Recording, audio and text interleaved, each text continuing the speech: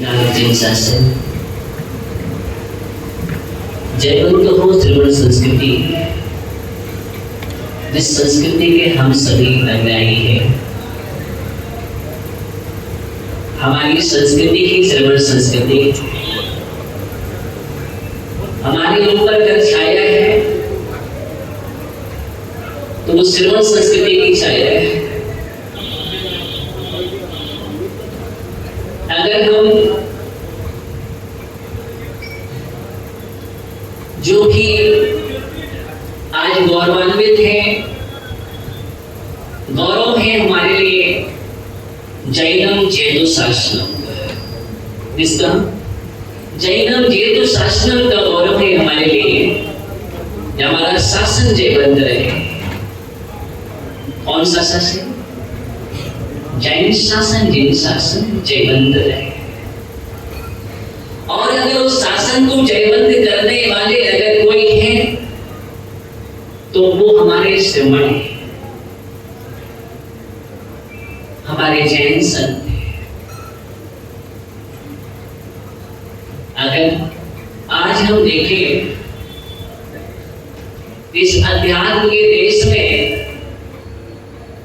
जिसको हम विश्व का गुरु कहते हैं, भारत देश के लिए, अगर इस भारत देश को अध्यात्म का गौरव दिलाने का अगर किसी को हक है तो वह हमारे श्रवण जैन संतों को है। इनकी साधना, इनका ज्ञान, इनकी तपस्या के कारण ही आज हमारा भारत देश अध्यात्म का देश कहलाता है और विश्व में गुरु बनने का गौरव है। तो हमारे मुनियों की साधना के द्वारा है। यही कारण हम गर्व से कहते हैं। लोग कहते हैं अगर हमारे भारत देश में विशेषता नहीं है, जो विशेषता कहीं भी किसी देश में नहीं है, हम देखते हैं तो हमारे देश में ऋषि मुनि गण पाए जाते हैं। यही सबसे बड़ी विशेषता है जो अन्य देश में नहीं पाई जाती। भारत की वसुंधरा में अगर कोई जन्म लेता है, उस भारत की वसुंधरा जहां पर संत, महंत और भगवंत उत्पन्न होते हैं। क्या होते हैं? हमारे भारत की धरती संतों के लिए, महंतों के लिए और भगवंतों के लिए उत्पन्न करने वाली धरती का नाम है, वह भारत देश कहलाता है। वह भारतीय वसुंधरा है जो विश्व में किसी भी देश में संत, महंत और भगवंत उत्पन्न नहीं होते। आज भारत देश के अलावा अगर शेष देश इस भारत भूमि की रज को अपने माथे पर लगाने के लिए आते हैं, उसका कारण अगर कोई है कि हमारे मुलाज हैं, श्रवण हैं, संत हैं, इनके कारण ही सभी लोग आते हैं। बोले भारत देश तो हमारा गुरु है, भारत देश ही तीर्थ है। क्या है? पूरा का पूरा भारत देश तीर्थ कहलाता है। और तीर्थ इसलिए कहलाता है, यहाँ पर तीर्थंकर उत्पन्न हुए हैं और तीर्थंकरों ने यहाँ पर भूमि के लिए संस्कारित किया है अपने साधना के माध्यम से। और उनके काल में अनेक संत महान श्रवण हुए हैं जो निरंतर साधना कर रहे हैं। ये आज की संस्कृति नहीं है, ये अनादि संस्कृति चली आ रही है। अगर हम देखें एक सनातन शाश्वत संस्कृति, उसका नाम है श्रवण संस्कृति। क्या है? उस संस्कृति का नाम श्रवण संस्कृति है। अगर अध्यात्म विद्या हम जब शास्त्रों में पढ़ते हैं, इतिहास में पढ़ते हैं, अगर अध्यात्म विद्या किसी से सीखनी है, इस बात को हम वैदिक संस्कृति में जब देखते हैं तो अध्यात्म विद्या को सीखने के लिए वो हमारे श्रवणों के पास आया करते थे। अध्यात्म को सीखने के लिए अगर अध्यात्म विद्या मिलेगी तो जैन गुरुओं के पास मिलेगी। किसके पास? जैन गुरुओं के पास मिलेगी। और कहीं अध्यात्म विद्या नहीं मिलती है। आज भी जितने भी हम ऐतिहासिक महापुरुष देखते हैं, उन महापुरुषों ने कहीं न कहीं लिखा है अगर अध्यात्म विद्या के गुरु हैं तो उनका नाम जैन गुरु है। आज यहाँ पर हम जो एक साथ बैठ करके एक संदेश, और यूं क्या संदेश, क्या सबसे बड़ी वाली जो बात थी, जो मोक्ष मार्ग का संदेश दे रहे थे देश के लिए, जो संस्कृति का संरक्षण करते हैं, संस्कृति का संवर्धन करते हैं, और जो संस्कृति के प्रतीक होते हैं, जो संस्कारों की मूर्ति हुआ करते हैं, वो हमारे संत हुआ करते हैं। आज आचार्य कामकुमार नंदी जो कर्नाटक की धरती पर साधना कर रहे थे और दिगंबर की साधना करने में निरंतर संलग्न थे, वो ऐसा साधन पर अगर इतना बड़ा इस संस्कृति पर, इतिहास के पन्नों पर कालिक पोतने वाला कांड अगर है, ऐसा हुआ है, और ऐसा कांड अगर आप देखेंगे तो शायद इतिहास के पन्नों में नहीं मिलेगा। सबसे ज्यादा अगर मन हमारा आहत हुआ है, और यही कारण है कि इस प्रकार की निर्मम और ऐसी इतिहास में ऐसी घटना जो अगर शायद कहीं आपको देखने में बड़ा हो तो शायद नहीं मिलेगा। इस प्रकार की हत्या, और वो भी किसके साथ हुई, और वो भी किस देश में? भारत देश में। ये विचारने बिंदु है, सोने का समय नहीं है। मैं आपके लिए कह रहा हूं कि सोने का समय नहीं है। हमें आज समग्र समाज, जैन समाज के लिए, इसके लिए समग्र जैन समाज के लिए एकता और संगठन के सूत्र में पिरो करके एक धागा, एक माला तैयार करके उस माला को अपने जीवन में वह संदेश देना है केंद्र सरकार के लिए, इसके लिए केंद्र सरकार के लिए, और जितने भी राज्य में जहां जहां सरकार है सभी के लिए हमें यूनिटी के साथ एकता का संदेश देना है कि देखो ये जैन समाज है, वो समाज है जो अहिंसक समाज कहलाती है, जिसने देश के लिए हमेशा दिया है, हमेशा दिया है और दे रही है और देती रहेगी, क्योंकि गौरव है हमारा देश, जिसका ये हमारा देश है, इसलिए देश पर हमें गौरव है, क्योंकि इस धरती पर अनेक सम्राट भी हुए हैं, चक्रवर्ती, महादेश चक्रवर्ती जैसे चक्रवर्ती हुए, सदैव के पुत्र जिन्होंने 6 खंड का संचालन किया है, वो सम्राट थे जिनके नाम से अगर देश जाना जाता है, ये भारत देश, तो भरत चक्रवर्ती के नाम से इस देश का नाम जाना जाता है, और उस देश में हमने जन्म लिया इसलिए गौरव है। और उस संस्कृति पर अगर कुठाराघात होने लग जाएगा, आंच आने लगेगी, ताले फूटने लगेगी, कोई कोशिश करने लगे इस प्रकार का, उसके बाद भी अगर हम शांत बैठे रहेंगे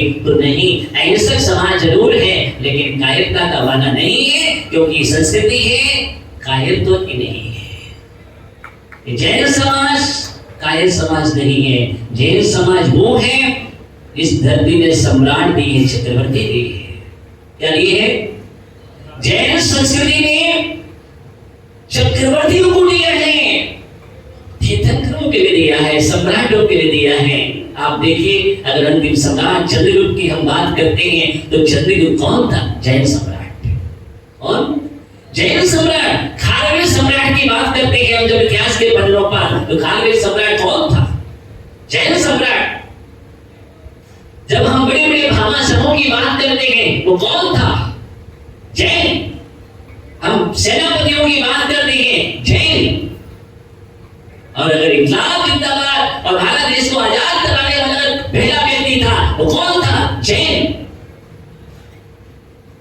हमारी संस्कृति ने हमेशा संस्कार दिए देश के लिए, संस्कृति ने हमेशा संस्कार दिए देश के लिए, करुणा दी, अहिंसा दी, दया दी, प्रकाश दिया, प्रभात भी दिया और संस्कार दिए। हमारे देश की प्रगति के लिए हमेशा तैयार रहने वाली समाज, अगर उस समाज का नाम है तो वो समाज जैन समाज है।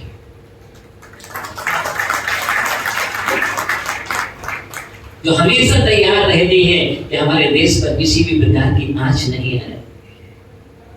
जब भी देश पर संकट के बादल मंडराए है, इतिहास उठा करके देखो, अगर सहायता करने वाली थी तो उसका नाम था जैन समाज। और आज भी अगर देश में सबसे ज्यादा टैक्स भरने वाली समाज है, उस समाज का नाम जैन समाज है, हमें इस बात का ध्यान रखने की जरूरत है।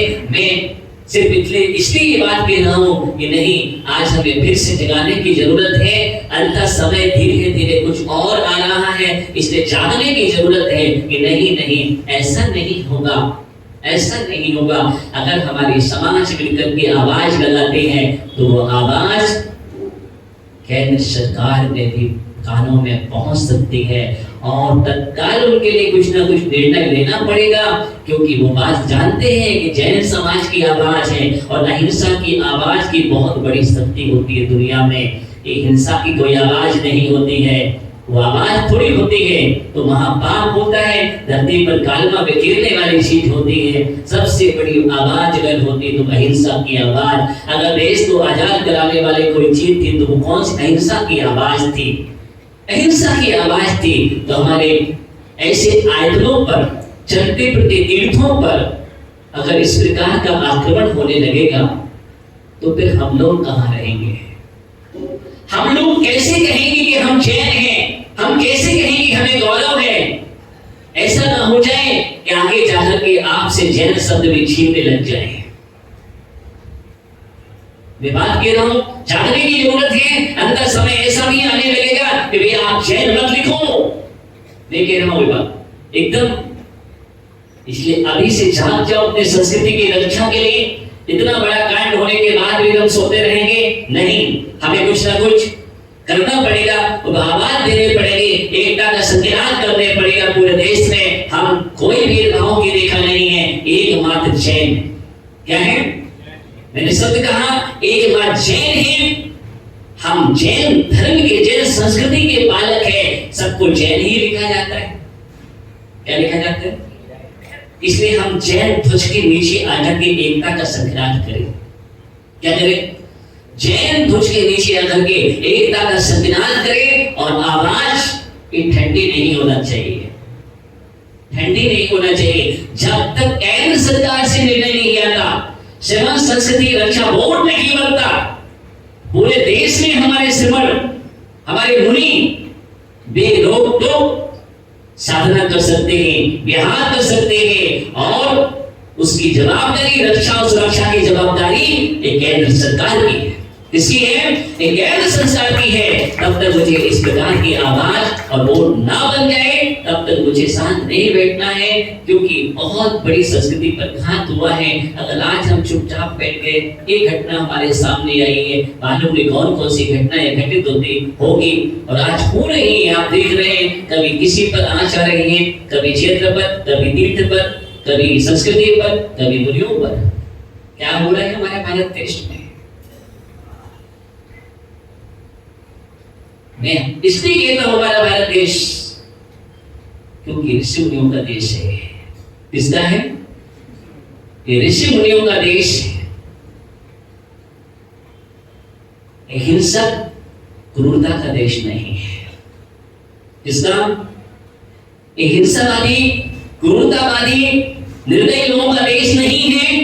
ये देश अहिंसा, करुणा, दया का देश है, जहां पर पंचशील सिद्धांत दिए जाते हैं। अहिंसा, सत्य, अचौर्य, ब्रह्मचर्य, अपरिग्रह का सिद्धांत जहां पर दिया जाता है, वो भगवान महावीर ने ऋषभ देव से भगवान महावीर तक 24 तीर्थंकर हुए और 24 तीर्थंकरों ने इस धरती को संस्कारित किया है। अनेक ऋषि मुनि हुए इस धरती पर, उन्होंने संस्कारित किया है। आज वह धरा है। आज भी हम देख रहे हैं, अगर प्रकृति और संस्कृति सुरक्षित है तो ऋषि मुनियों की साधना पर है। किस पर है? ऋषि मुनियों की साधना पर है। और अगर देश की सत्ता भी सुरक्षित है तो वो ऋषि मुनियों की साधना पर है। आशीर्वाद वो देते हैं, साधना वो करते हैं और आप देश का संचालन करते हैं। आपने तो देखा है, हम जब इतिहास पुराणों को पढ़ते हैं तो बड़े बड़े सम्राट मुनियों के पास पहुंचते थे।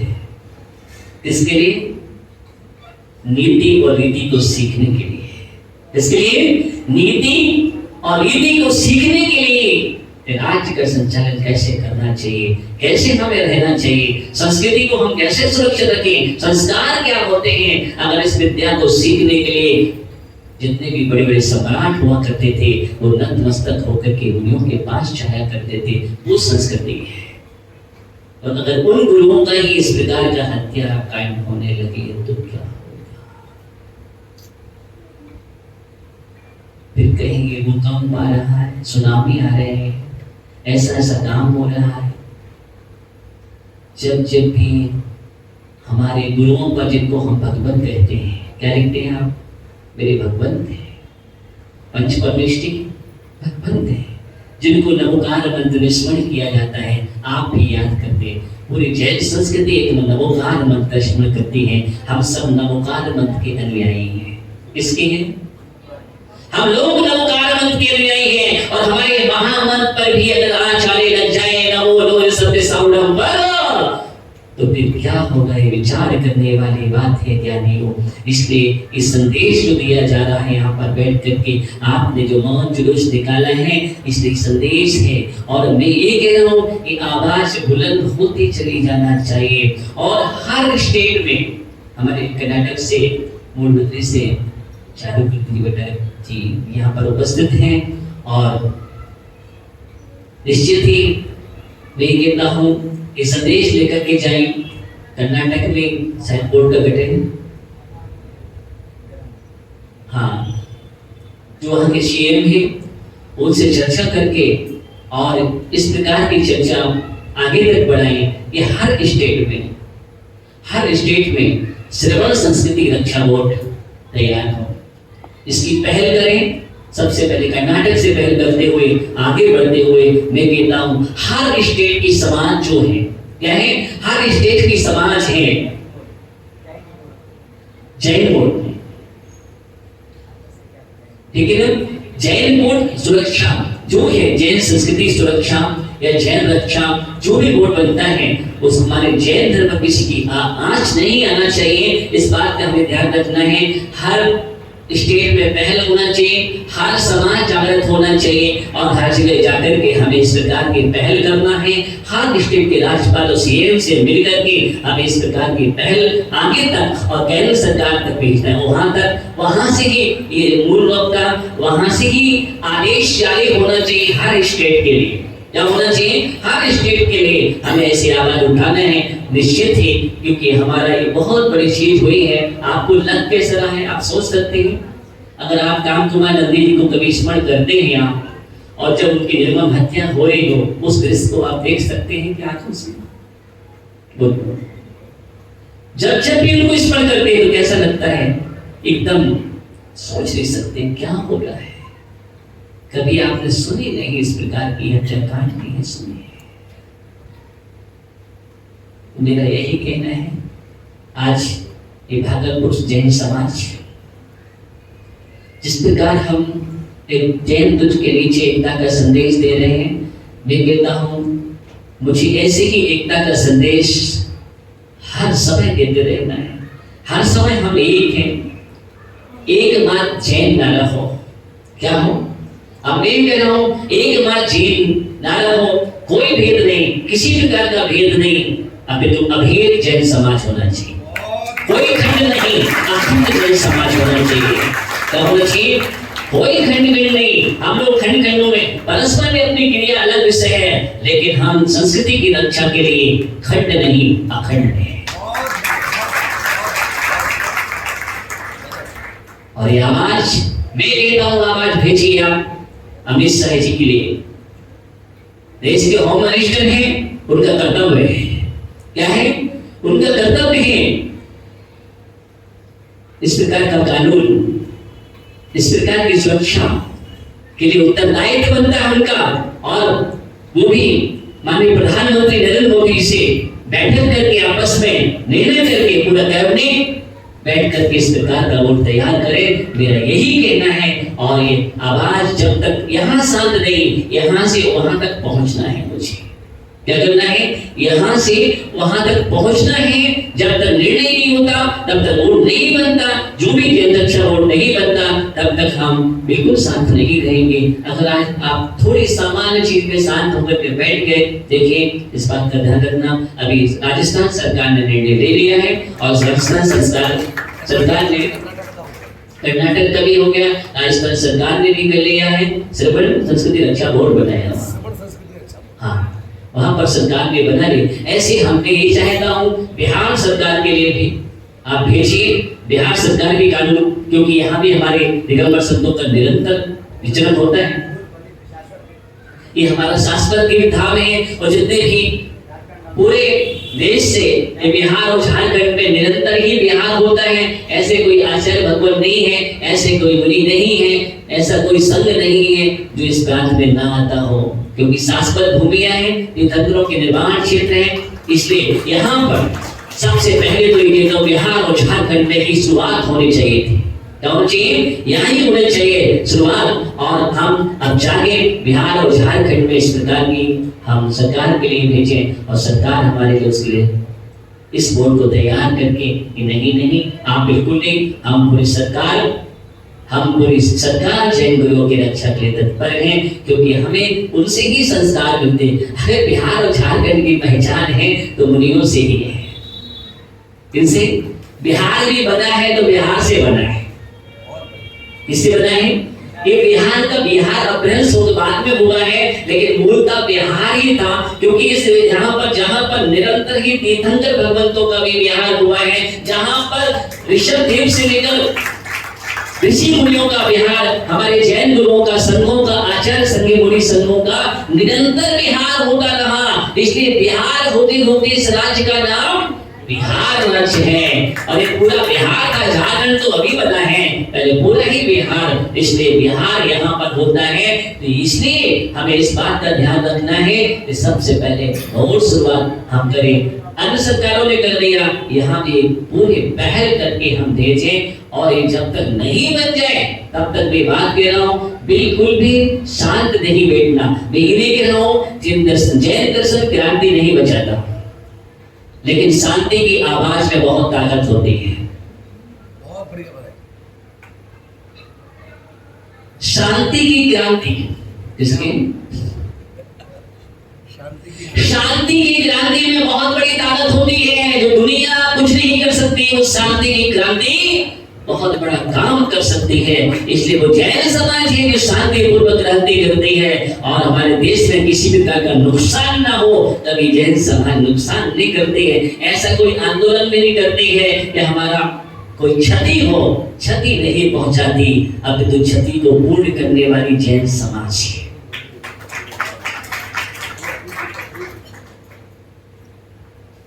इसलिए हम किसी को आहत नहीं करना चाहते, किसी को चोट नहीं पहुंचाना चाहते, हमारे देश में कोई क्षति नहीं पहुंचाना चाहते। हम ये चाहते हैं कि जो हमारी अध्यात्म की छवि बनी, क्या बनी है? ध्यान देखना, जो हमारे देश की अध्यात्म की छवि बनी है वो छवि आगे बनी रहे। इसलिए मैं बस वही चाहता हूं। इतना ही आप सबसे कहना है। आप सबने जो अभी एकता का परिचय दिया है बहुत अच्छा, बिल्कुल एक कितना अच्छा लग रहा है। सभी लोग कोई शुक्लेश्या में और पद्मोपीतलेश्या में दिखाई दे रहे हैं। कैसे दिख रहे हैं? शुक्लेश्या में दिख रहे हैं पुरुष वर्ग और महिला वर्ग, पीत और पद्मलेश्या। ये हमारा संस्कृति है, ये हमारी संस्कृति है। हम स्वच्छ छवि की बात करते हैं, इसलिए हमने सफेद वस्त्रों का प्रयोग किया है। और हम धर्म के प्रतीक हैं, इसलिए हमने पीत और पद्मलेश्या केसरियों का प्रयोग किया गया है। यही तो सबसे बड़ा संदेश है। अब कौन कहता है कि हमें यहाँ पर कुछ दिख रहा है? मुझे एक बात आंखों से अखंड जैन समाज दिख रही है। और ये भागलपुर जैन समाज का एक बहुत बड़ा संदेश आप भेजिए यहाँ से, और आगे तक ये संदेश बने। मेरी भावना है और जागृति बने, ये जागृति अभियान हो शांतिपूर्ण तरीके से। निश्चित ही हम लोग इस बात का हमें पूर्ण ध्यान रखना है। बस यही कहना चाहता हूँ, संस्कृति की रक्षा के लिए हम कटिबद्ध हो। और चारुकुलपी जी भंडारा जी उपस्थित हुए कर्नाटक से। आप सोचो, भागलपुर समाज का दुर्भाग्य तो है, क्या है? भागलपुर समाज वहां से जुड़ता है तो भाग्यशाली समाज है।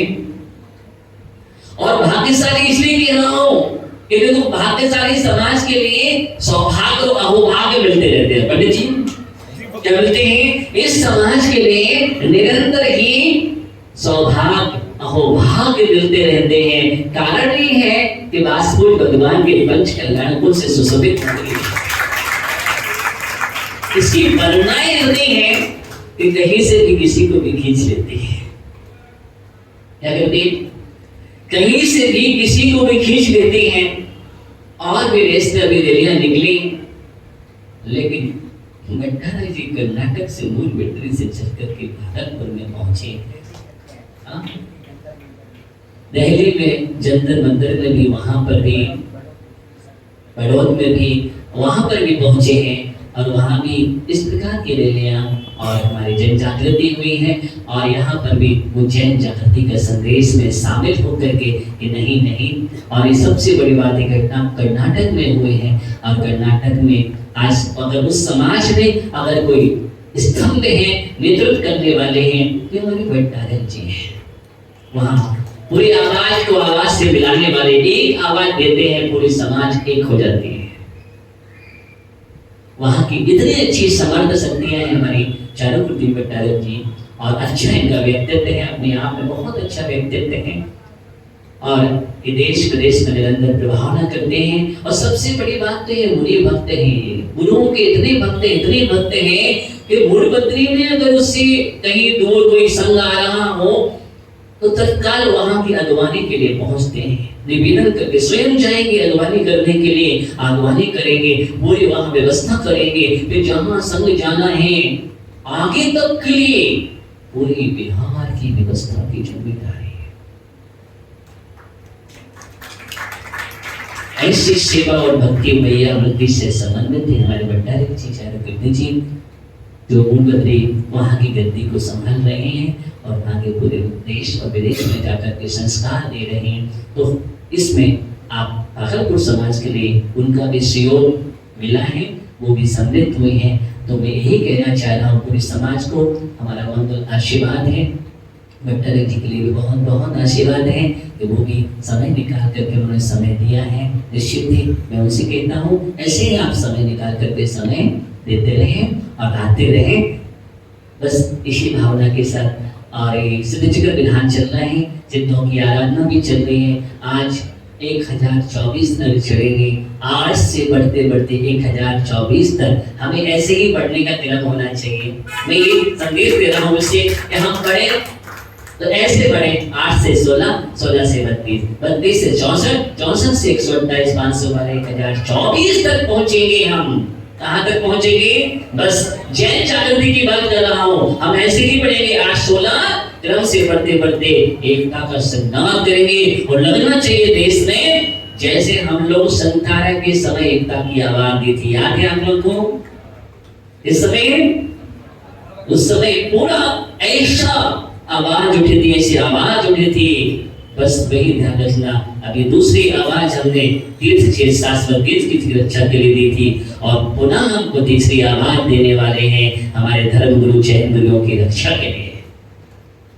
बस यही हमारा कहना है। और इस प्रकार 1024 शब्द जो यहाँ पर सिद्धों की आराधना चल रही है, बहुत सुंदर आयोजन चल रही है। मैं चाहता हूँ कि आज जितने भी यहाँ पर ये शहीद वर्ल्ड में, धवल वर्ल्ड में, वो केसरिया वर्ल्ड में बैठे हैं, आज 1024 आदि में सम्मिलित हो। क्या हो? अखंड जैन समाज का हमारे 1024 आगे होना चाहिए। मैं सबके लिए यही भावना रखता हूँ। और हमारे पंडित जी अजीत शास्त्री जी निरंतर विधि विधान से इसको संपन्न करा रहे हैं। उनके लिए भी हमारे पंडित जी बोले वाले एकदम सरल है और अच्छे हैं, अच्छा व्यक्तित्व है इनका। ये भी यहाँ से वहां तक दौड़ लगाते हैं। कहाँ तक? देश से विदेश तक, और वहां भी जाकर के संस्कार देते हैं। इतना अच्छा है इनका। और इनके लिए भी मंगल आशीर्वाद है, बहुत बहुत आशीर्वाद है। हमारी कमलेश जी बसंत जो सहत विधायक प्रतिष्ठा रहते हैं निरंतर, और उनके बहुत अच्छा है कि वो शासकीय पद पर भी आसीन हैं। प्रोफेसर, हाँ प्रोफेसर अलवर में है।